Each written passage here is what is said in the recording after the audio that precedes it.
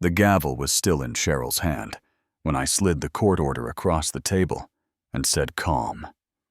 As the lake at sunrise read the seal, the room went quiet. 100 phones halfway up, and then the deputies stepped in behind me and started peeling bright orange stickers that said, "Stop work and do not occupy." Somebody gasped. Somebody else swore under their breath, and Cheryl's smile fell right off her face 3 months earlier. I would have given anything just to be heard back then. I was the handyman everyone waved at, but never helped the widower, who kept his head down and fixed his own fences. My name's Mason Hart. I live on the edge of Silvervale, Washington, in a subdivision with a postcard name, Aspen Lake Estates. Looks nice on a brochure, feels nice too. If you ignore the fines tucked under your doormat and the way the HOA president Cheryl Kincaid struts around like the mayor of a town nobody voted for, my backyard runs into a skinny strip of trees and then a little footbridge out to a deeded point of land. My parents called the Thumb. Not even 3 acres. But to me it's a kingdom. A place where the water drags the sunlight into long ribbons and a man can breathe. The morning it started. The sky was still blue with dawn. I stepped onto my porch with coffee, and there she was rapping my door like she owned the hinges. "Hart," she said. Clipboard held like a shield. "Your bridge violates. Setback A4C. You have 72 hours to remove it." Hello. No glance at the lake. A tape measure stretched to exactly 31 inches in my grass. A $350 citation printed and handed off like a party favor. "Good morning to you too," I said as she flashed that HOA smile and walked off. "Let's keep Aspen Lake beautiful." And I thought, sure. Let's try keeping it honest first. And 2 days later, I followed a trail of red flags through the trees. They marched right across my footpath, over the bridge, and onto the Thumb. A crew in vests was pounding stakes. The foreman showed me a laminated plat and said, "Phase 2 cottages. HOA green." "Lit," I said. "This is my land." He shrugged that shrug. Employees learn from bad bosses, and told me to take it up with them.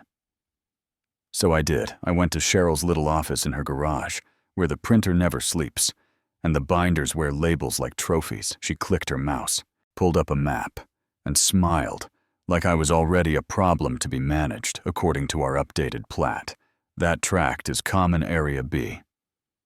"No," I said. "According to my deed, it's mine. Then produce your deed," she said. And right there, I felt the shape of the game. People like Cheryl. Don't shout first. They ask for paperwork they've already bet you can't find. I tore my house apart, fire-safe metal box. The neat folders my late wife labeled, I found tax receipts, utility easements, a dishwasher. Warranty from the Stone Age. The original deed wasn't where it should have been. And let me tell you, without paper, your story is just a story. The letters started coming like weather. $500 for impeding community access, which apparently meant 2 lawn chairs and a tackle box near the trees. $75 for a trash bin, angled wrong at 5:07 a.m. A trespass warning for stepping onto the footbridge. I built with my dad. I emailed the board with photos of the old iron pins I'd found as a kid. Rusty tops poking up through moss. I asked for a sit down. The reply was a template. "Thank you for your concern. The board has determined the matter resolved." That sentence shuts your mouth before you open it. I went to the monthly meeting anyway. Lemon cleaner and new carpet in the air. Folding chairs and a mic. Cheryl ran it like a morning talk show. When the floor opened, I stood and asked for 30 days to show documentation and a hold on activity. Until we clarified title. Cheryl banged the gavel once this topic is closed. The vice president leaned into the mic like a principal and told me to sit before security handled it. I sat, fists unclenching under the chair, because people like that love a photo of an angry man. You know what I mean? The next morning I drove to the county building, down to the basement where time smells like paper. I pulled plats and filings red until the highlighter bled through the page. Yes, the HOA had filed an updated plat last fall, with maps and stamps and that boldness people get when they assume no one will check. But in the state's index, the boundary change wasn't recorded. Local filings can get you permits. State recording is what makes lines real. I wrote that twice in my notebook and circled it, a gap is good. But proof is better proof. Changes the temperature in a room. I drove to a ranch outside town where a retired surveyor named Victor Reyes lives with a shaggy dog that looks like a spilled rug. We rolled out a draft survey from my dad's old toolbox. The corner where a seal should be was blank.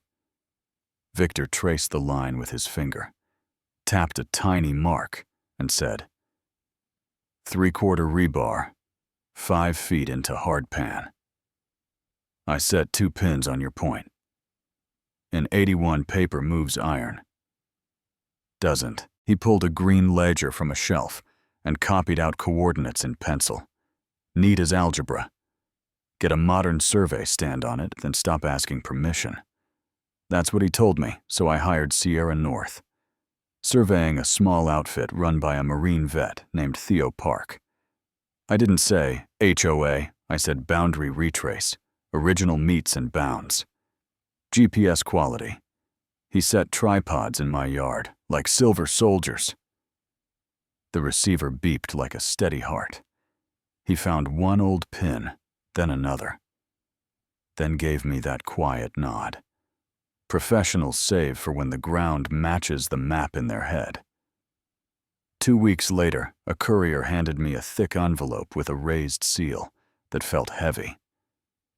As truth inside was a certified survey, my parcel in a black line 20 planned cottages drawn as gray rectangles inside it, like teeth where a tongue should be. I took it to a notary, signed a declaration with my deed chain. And Victor's coordinates. The stamp hit the paper hard enough to shake the desk. I slipped it into an envelope with 2 more things. The county's copy of the HOA's unrecorded plat, and a memo from my friend environmental engineer June Patel. She circled a sentence that said, "If built as planned." Impervious coverage would shed directly into a protected wetland buffer. That was my quiet stack of thunder. And I didn't file a loud lawsuit. I filed a quiet title. Action. Simple and surgical. Dear court, look at the land. Look at the papers. Say who owns it. The court mails notice, and if the other side doesn't show, you don't argue, you just win in the meantime. Aspen Lake staged a groundbreaking balloons gold scissors. Cheryl telling a reporter they were reclaiming community space for families. That word stung like I'd never had one. People clapped nail guns. Chattered the frames. Went up quick because arrogance is efficient. 2 more letters arrived. A trespass warning for attempted access to HOA property and a $200 fine for verbal harassment of contractors. On the day, my voice cracked when they pulled up my footbridge. I kept those 2 lined up. They tell a story on day 31. A judge signed an order that said, in plain English, that I own the thumb and any structures on it without my permission are encroachments. I picked up the warm copy at the clerk's window, folded it into my jacket pocket, and drove not to Cheryl, but to County Environmental Enforcement. No speech, just exhibits the next morning. At 8 sharp 3 white code trucks rolled past the private access sign and right up to the half-framed cottages. The first orange sticker made a peel and slap. I will hear when I'm old. Cheryl showed up fast. Heels clacking, voice raised. You cannot tag.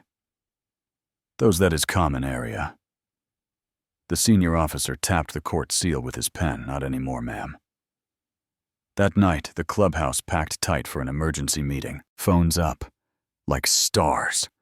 Cheryl gripped the mic and told everyone one bitter homeowner was sabotaging their property values, and if necessary, they would take my house. Yeah. That happened. I walked the aisle. Slow, set the court order on the board table and let the paper thud. Speak first, read the seal, I said. Cheryl grabbed it, fingers shaking, still smiling, but her eyes were reading now. This is fake. We have the plats. I unrolled Theo's certified survey and taped it to the wall. Black parcel line, like a jaw. Gray boxes inside it. Iron pins from 81 GPS to the inch. Local filings can decorate a wall. State recording moves a line. You didn't move it, the treasurer leaned forward and whispered. Cheryl, you told us the boundary was recorded. That was the shift, not loud. Just a breath going through the room. People started talking without permission. You pulled our reserve fund for this. We paid special assessments. What happens to our insurance? A county records clerk named Dale stepped up when I waved him over and said I processed this order 2 days ago. It's authentic. And then the doors opened, and 2 deputies came in. No rush, no hands, just the steady walk of people who only arrive once the paper is right. Kincaid. You're being served a cease and desist for trespass and citations for code violations tied to unpermitted construction on private property. Please step down. Her face changed and the mic didn't save her. She said it was a setup, blamed the developer, the attorney, the weather. The board stared at their hands. The crowd turned their phones from me to her. My heart knocked at my ribs, but my voice stayed even. I asked for time. I asked for a hold to clear title. You fined me for the angle of my trash can. A man in the back said he's right. And that was that. The paper did the escorting. We didn't clap. We didn't sing. We stood in. Weather made of voices. Some thanked me, some blamed me for bringing the county into it. A kid in a hoodie said his mom cried over a fine for a pink bike on the porch later. I stood at my fence and watched the orange stickers glow faint out on the thumb, like little stoplights in the reeds. A heron lifted off slow wings, beating time. And I thought about how easy it is to let small crowns sit on small heads, because it's easier to pay the fine than file the form. What happens next is paperwork and patience. Maybe the board replaces her. Maybe the HOA changes.